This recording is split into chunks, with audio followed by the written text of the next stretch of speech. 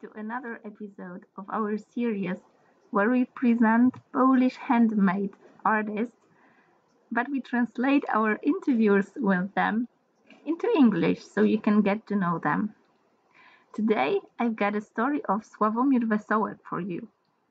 Sławomir Wesołek is a shoemaker, and he has been running his workshop for many years, nearly 40 years to be exact.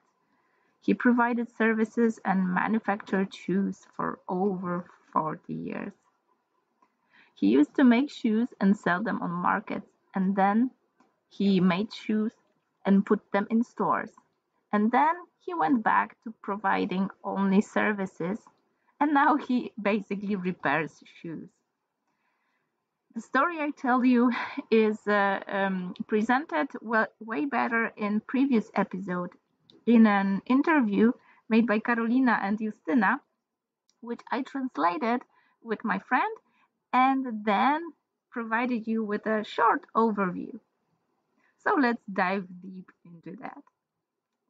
So now Sławomir is working as a shoemaker, or actually somebody who repairs shoes for over many years.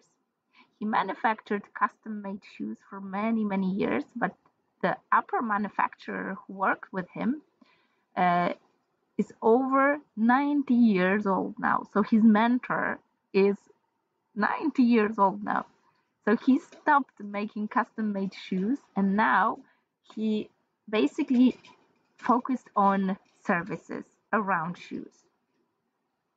And his workshop is based in Wągrowiec, actually on Reja Street. So you basically can visit him and see his work.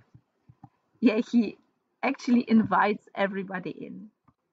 His grandfather was a shoemaker and did set up the workshop in 1912. And then his father had his workshop in Bydgoszcz, and also used to have workshop, and he also used to have a workshop in Bydgoszcz, but now he moved to Wągrowiec. And he keeps providing services, not only shoemaker services, but also the upper manufacturers, because he's both a shoemaker and an upper manufacturer. He repairs shoes, handbags, stretches or tightens boots, and sews zippers. Wide range of services is something that keeps his entrepreneurial life alive. He fixes belts and dressing cases, everything that can be sewn, even riding boots or bridles. He also makes all sorts of things like transmission belts or dog leathers. That's a really wide range of services. When Justina asked if he could tell what's the difference between a shoemaker and an upper manufacturer, he said that upper manufacturer makes the uppers of the soles, and the shoemaker makes the soles themselves. So that's a basic difference between those two. And sometimes, like nowadays, there are many cobblers who can only fix the sole, for example, the heel top, and that's it, right? And they don't even have sewing machines. So he sews many things, backpacks and handbags, and he fixes them. So that's why he's both a shoemaker and an upper manufacturer, right? So as you already heard, that's a family tradition that he works with shoes, and having a workshop is something natural for him. But was it easy to learn the profession, or was it just, something that he just inherited? He said he admitted that he was 10 years old when he started helping his father and have been working in this profession since he was 15. So that makes over 40 years of working as a shoemaker. When asked, does he have any students, or are people willing to or wanting to learn from him, he said that he trained students, but he doesn't have them anymore because the profession is actually disappearing and it's not really profitable. So working in this profession now really is kind of a hobby. He admitted that it is, but he said that it's only a few years until retirement, so he's not really interested in earning a lot of money. He's just happy about doing that. When asked what changes occurred in his profession during his practice, he admitted that a lot of things has changed. New technologies, new types of rubber, new colors that are available, better and more modern tools. That makes the job way easier. I can do many things better, differently, he admitted. And when asked, has he ever had an order for some special shoes, like something unique, he said he used to make measured orthopedic shoes. Apart from what he has made, uh, like orthopedic shoes, he has made a lot of original shoes just for himself. Like those kinds that nobody had. And he had red and black, white and black. He even had some cowboy boots or upper where the upper was white and the boot gray, styled like a crocodile skin. They were so uncommon that wherever he went, people were staring at them. Nobody had such shoes, right? Because they were not available for purchase. Nowadays, he sells a lot of those shoes, like unique shoes, when something breaks. He tightens the boots or shoes where they are too tight, he can make them fit perfectly. Uh, he when asked where does those misfits from shoes come from, when asked whether they come from ill shaped heels or something like that, he admitted that it is not necessarily the case. He said if the shoe is well shaped, heels don't have to be the cause. The flat shoes, though, definitely cause flat feet in young people because from a young age they wear shoes that don't have the curve inside.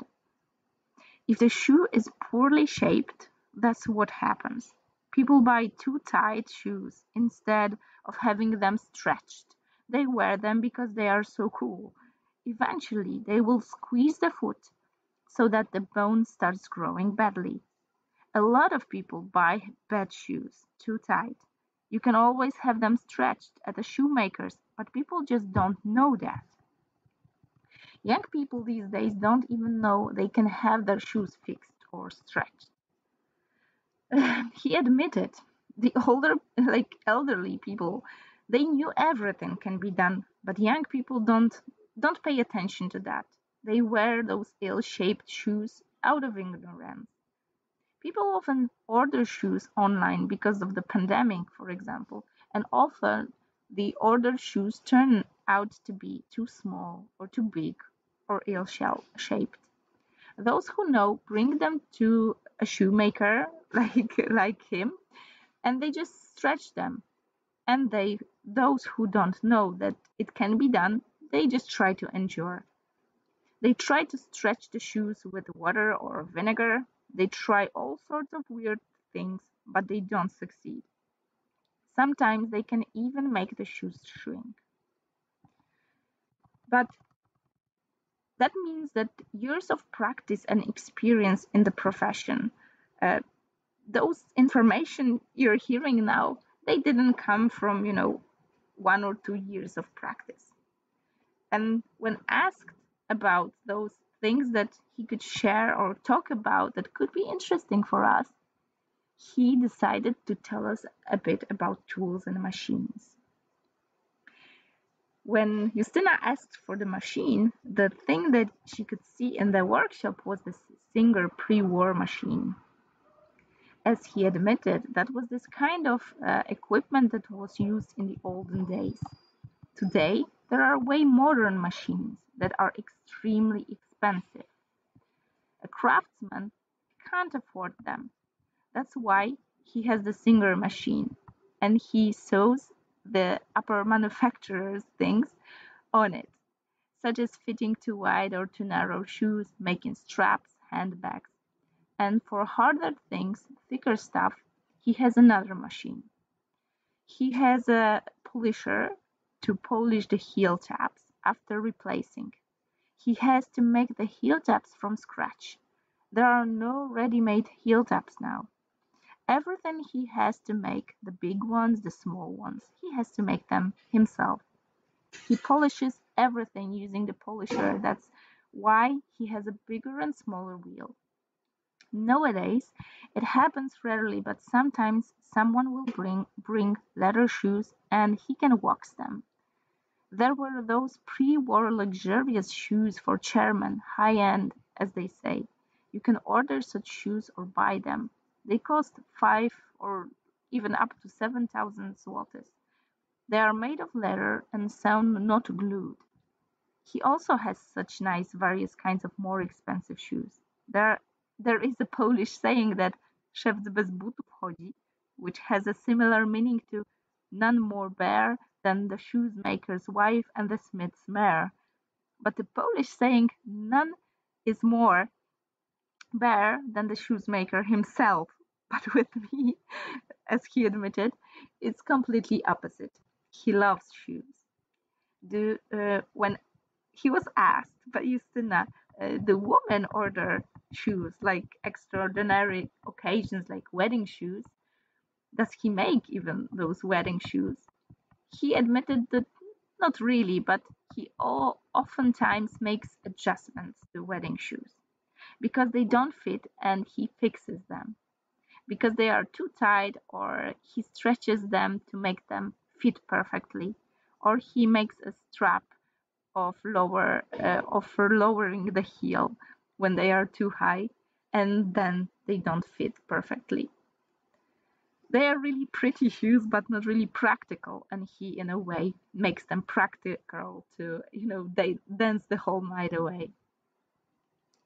It is really hard to make a well-shaped shoe, as you see.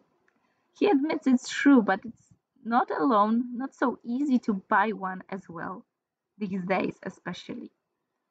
Those shoes nowadays are actually made in quantity, not the quality.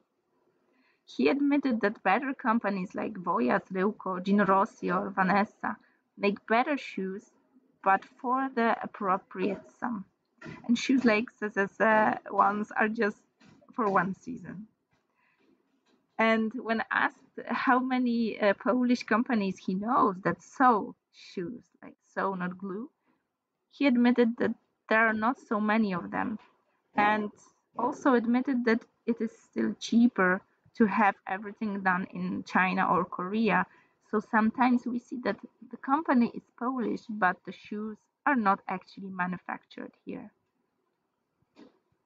But when he said that there actually are some factories that manufacture in Poland, he admitted that there are some really good shoes, but they oftentimes range from 500 zlotys upwards.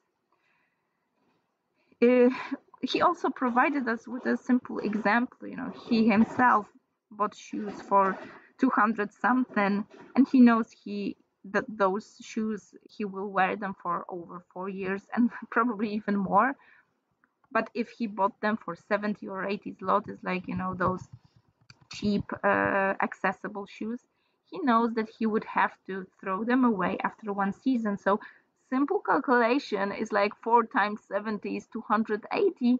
Instead, he bought one pair for over 200 zlotys. And, we have to admit that it's way, way cheaper and way, way, more comfortable because you don't have to spend that much time choosing every season and then a new pair of shoes. Yeah, so maybe that's a calculation that we could bear in mind, that it comes, from a shoemaker. So maybe there's a good point to that. Now, when he had this shoe in his hand during this interview, Carolina asked him to tell us a bit more about those parts of shoe, right? So we as listeners could know something more about those parts, separate parts of shoes. So of course, the top is called the upper, and then we have the lining, the insole, midsole, outsole, and the heel. And he said nowadays artificial leathers are made from, pineapple or paper. They're getting more and more popularity. And as he admitted, he hasn't worked with those materials, but he tells us that he has a hat, and he will show us because he had no idea what was the material, but surely that wasn't leather. It was artificial, but uh, he said his head doesn't sweat at all. So he wasn't sure whether that was this, pineapple leather or some kind of other artificial leather, but he said that the material's quality was quite good. So maybe there is something to those, eco leather. So as a shoemaker, as somebody well experienced in working with a real leather, he said there's always an alternative. Artificial leather is really good, as he said, but not oilskin. That makes the food all sweaty and basically it's unsuitable to wear. So you can smell the chemicals and feet get all wet. So it doesn't breathe, as you say. But the artificial leather, like the one used by Adidas or Nike, is not that bad. They have this technology that makes that breathable, as he said. Carolina also had a technical question. If you were to compare your work 40 years ago and now, would you say it's easier thanks to all the new tools and materials? Can you make and fix the shoes faster than before? And I must admit that I was, a bit curious what would be the answer. And he said, obviously, it's way easier now. He used to have to polish with paper, and now he has a polisher, so special machine. He used to have to heat the water into in a teapot and heat the shoes up on a steam, and now he has a blowtorch that heats them instantly. This makes his work way easier. So there is this, progress in this profession, which is updated via new machines or new techniques, new technologies. So it it might be said that the job is not that physically demanding as it used to be. But for that commentary, he said, sure, look at my hand. It's like doctor's hand. He said he has professional screwdriver, like magnetic screwdrivers. Just need to hold, screw, and done. Good quality scissors, sharp as a razor. And he also admitted that what is needed in this profession is not really much of patience, maybe just a little bit. It depends on what you're doing. There are things that require patience and there are some that don't.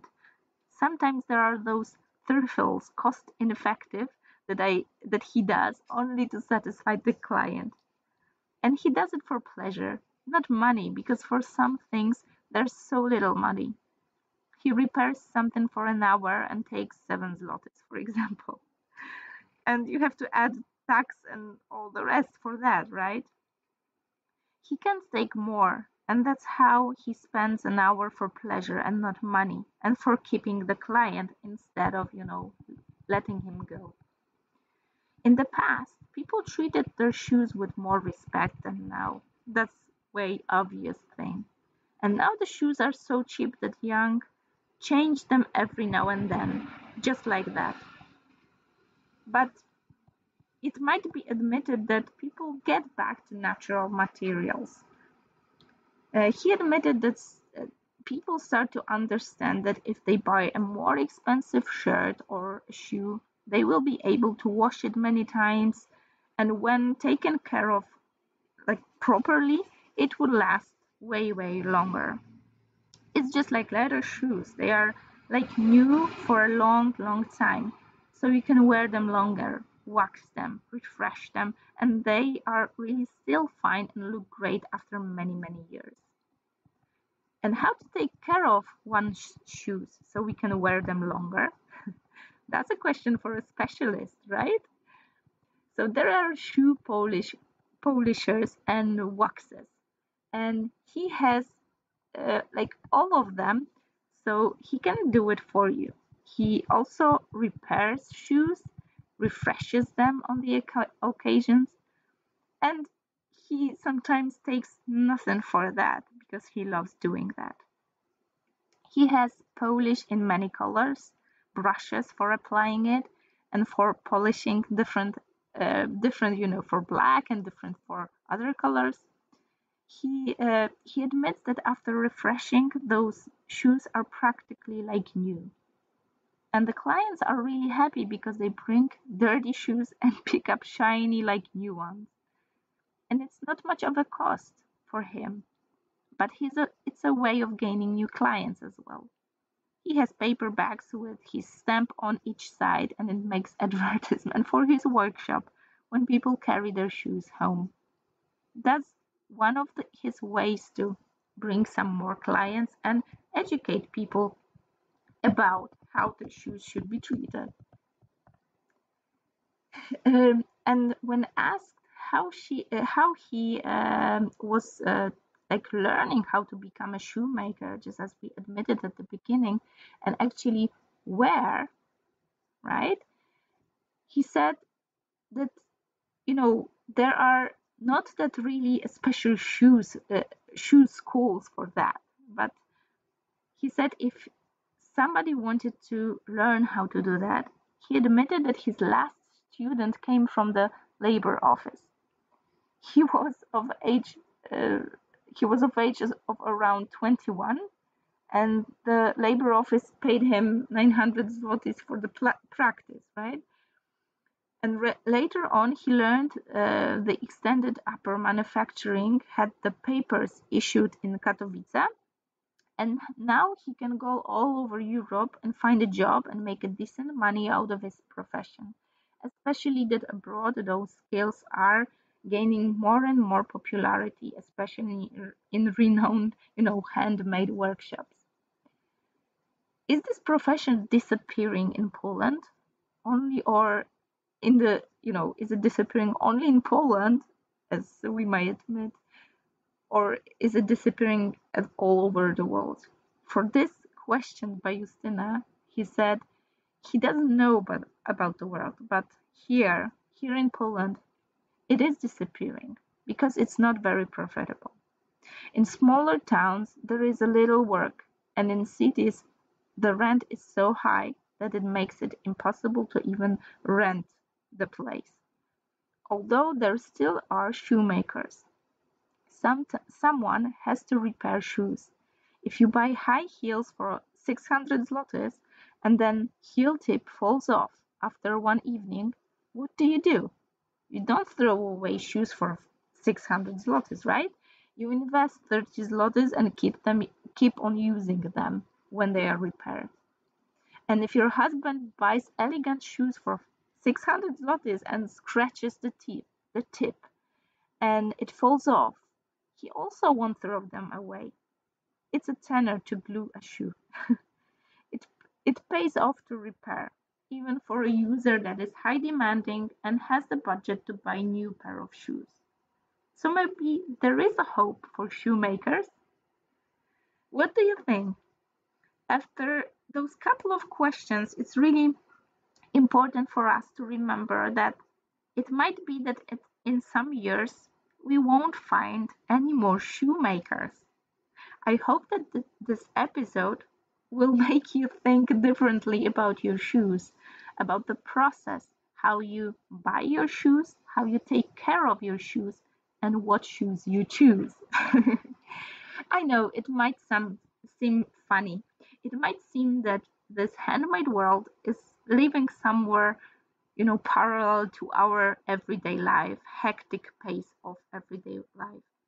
But I just hope that each time you look at your shoes or make the decision to buy a new one, you will have in mind this podcast episode. See you in the next episode.